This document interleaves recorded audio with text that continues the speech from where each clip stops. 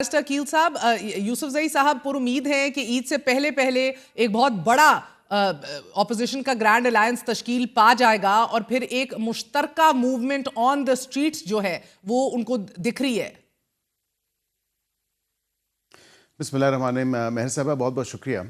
सबसे पहली बात यह है कि बिल्कुल इनके ख्यालात तो इसी तरह ही हैं, लेकिन मैं रियलिटी में ये चीज़ होते नहीं देख रहा। और उसकी वजह यह है कि सबसे बड़ा क्वेश्चन मार्क ये है कि क्या पीटीआई के सपोर्टर्स और मौलाना साहब के सपोर्टर्स और दीगर जो सियासी जमातें हैं उनके सपोर्टर्स, क्या ये एक साथ एक ही मजमे में हो सकते हैं?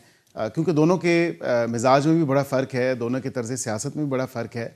और मौलाना साहब के तो क्योंकि हम पीडीएम में ख़ुद रहे हैं उनके साथ, और उससे पहले जो मूवमेंट थी, तमाम तर मूवमेंट, हम उनके वर्कर्स के साथ भी रहे हैं। मैं ख़ुद बसीयत एक पॉलिटिकल वर्कर, मैंने स्ट्रीट्स पे भी टाइम गुजारा है उनके साथ। जब हमने यहाँ पे इस्लामाबाद आए या दीगर जगहों पे हमने मीनार पाकिस्तान गए, तो उनका तर्ज़ सियासत बहुत मुख्तलिफ है। और पीटीआई वालों को ये मिजाज ही नहीं है कि वो मौलाना साहब के वर्कर्स के साथ, क्योंकि असल में तो ये चाहते हैं कि मौलाना साहब की स्ट्रीट पावर को इस्तेमाल किया जाए, वरना ही तो इनको ये ग्रैंड अपोजिशन अलायंस बनाने में कोई टाइम ना लगता।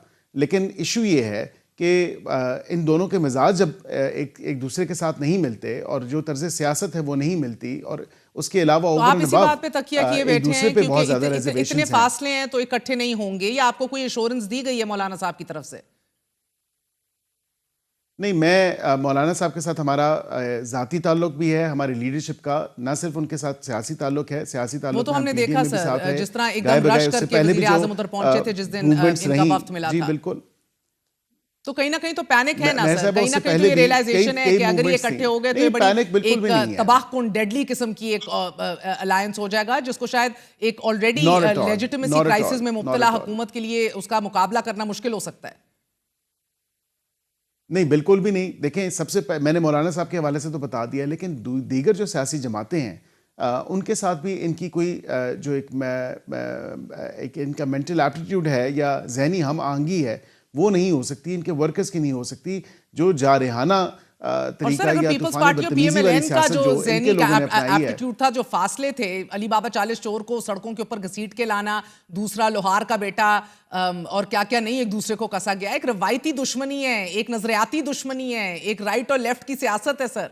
सो अगर आप पीडीएम के प्लेटफॉर्म पे इकट्ठे हो सकते हैं इनके खिलाफ, तो क्या इनमें वाकई इतने फासले हैं कि ये नहीं हो सकते?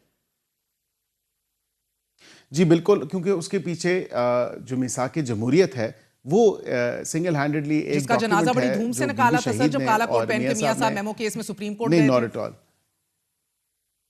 देखें, गाय बगाए ये चीज़ें चलती रही हैं, लेकिन इन एसेंस जो जमहूरियत उसकी रूह जिंदा थी, इत्तेफाक है, जो जमहूरी रवैयों के ऊपर इत्तेफाक है, सो वो ऑब्वियसली वो आज दिन तक जिंदा है। इनके लिए जितनी एक कलीदी किरदार पीपल्स पार्टी रखती है एक हुकूमत खड़ी रखने के लिए, उतना ही इंपॉर्टेंट रोल क्या मौलाना साहब का भी है आपके ग्रैंड अलायंस में, कि उनको निकाल लिया जाए तो सब धड़म तख्ता? देखिए, हर एक का अपनी अपनी हैसियत है। देखें, अगर आप जीटीए को देखें तो सिंध के अंदर उनकी एक अहमियत बनती है। अगर पीटीआई को देखें तो वो तो चारों सूबों में उसकी अहमियत है। सर, ये मैस मूवमेंट आप लोग चलाना चाह रहे हैं एक ही टाइम के ऊपर से, मुझे लगता है जो सबसे ज्यादा इम्पोर्टेंट है वो ये कि हम अगर ग्रैंड अलायंस बना लेंगे ना, जिसमें मौलाना भी हो, जिसमें बाकी पार्टी भी हो, तो फिर जो हमारे खिलाफ जो क्रैक डाउन होता है ना, कम से कम उनमें ये जुर्रत नहीं होगी कि वो क्रैक डाउन कर सकें। यूसुफजई साहब, टू रैप इट अप, आप अगर ग्रैंड ऑपोजिशन को मुतहर्रिक होते देख रहे हैं, ईद से पहले पहले बन जाए, उसके बाद कब तक ये मुतहर्रिक होएगी? सिंध से भी रैलियां निकालेंगे, पंजाब से भी, केपी के, बलोचिस्तान, हर सूबे के अंदर आप ये चाह रहे हैं कि साइमल्टेनियसली तहरीक निकले, लॉन्ग मार्च हो, क्या हो एग्जैक्टली? इसके खतोखाल अभी बन चुके हैं या ये भी साथ साथ? मेरा ये फैसला तो डेफिनेटली जब इत्तेहाद बनता है तो फैसला तो इत्तेहाद नहीं करना है ना, कि कौन उसको लीड करे, क्या मॉडलिटीज तय होंगी, क्या करना है, प्रेशर कैसे डाला जाए, मुख्तलिफ मौके के ऊपर मुख्तलिफ डिसीजन लिए जा सकते हैं। मैं इस वक्त ये नहीं कह सकता कि हम ये, हाँ, अगर ग्रैंड अलायंस नहीं बना तो फिर हम इस्लामाबाद की तरफ मार्च करेंगे, बिल्कुल, इसमें कोई शक नहीं है। तहरीक इंसाफ जाएगी, हर सूरत में उसका वर्कर निकलेगा। जीएचक्यू हमला केस भी बड़ी तेजी से अपने इख्तिताम को पहुंच रहा है। 118 से 120 आपके पीटीआई के लीडर हैं गालिबन, जो इसके अंदर बराह रास्त मुलव्वस हैं। इधर सजा हो गई तो पूरी क़यादत अंदर है पाबंद से आसल। پھر فارورڈ بلاکس کے حوالے سے بھی کوششیں جاری ہیں ایز وی اسپیک. وزارت اعلیٰ بھی گنڈاپور صاحب کی جو ہے ذرا ڈگمگا رہی ہے. So these are all things which are happening simultaneously sir. دیکھیں نہ تو گنڈاپور کی حکومت ختم ہو رہی ہے اور نہ ہی تحریک انصاف پہ کوئی اثر پڑے گا. ان کے لیڈروں کو پہلے سے ہی سزائیں ہو چکی ہیں اور اگر اور سزائیں دینا چاہیں تو اور بھی دے دیں. ٹھیک. لیکن میرا نہیں خیال ہے کہ تحریک انصاف پہ کوئی اثر پڑے گا. اور بھی پاپولیرٹی بڑھ رہی ہے. یہ بیرسٹر صاحب اس پوری صورتحال کے اندر یہ کہہ رہے ہیں کہ جتنا کرنا ہے کر لو اور پاپولیرٹی بڑھے گی.